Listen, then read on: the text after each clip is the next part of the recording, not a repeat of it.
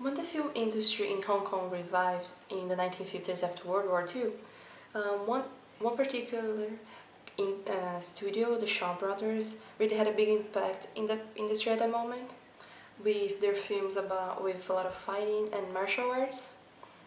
And in another studio, Jackie Chan, he also was growing a lot in the world, in the film industry, because of his iconic movies with acrobatic movements and violence, and a lot of violent fightings.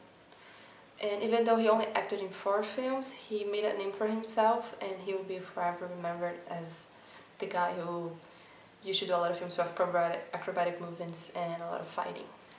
When Kung Fu stopped fading in popularity, another group of directors came forward, and even though one of them didn't have a lot of formal education, but they grew up inside the film industry, so they had a lot of knowledge about films. One of them was Bruce Lee, and in the beginning he seemed like a copy of Jackie Chan, but then he made a name for himself when he started really doing comic Kung Fu. Jackie Chan and his colleagues found out that they could put Kung Fu inside the Hollywood mode films.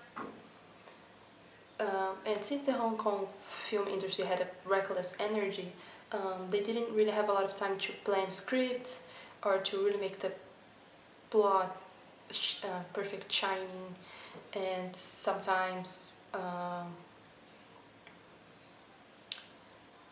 but the action sequences were really choreographed and meticulously shot. Jackie Chan and his colleagues find out that they could incorporate Kung Fu into movies in the Hollywood mode.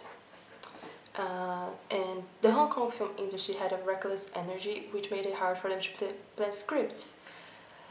But even though that happened, the fight scenes were meticulously choreographed and shot with precision. And they also use a lot of hovering when people were mid-air, and the directors also like to use a lot of bright colors in their sceneries and their lighting. When the golden age of Hong Kong came to an end, a lot of Hollywood films started to imitate also some Hong Kong films. And a lot of big directors nowadays were influenced and were fans of the Hong Kong film industry, film age.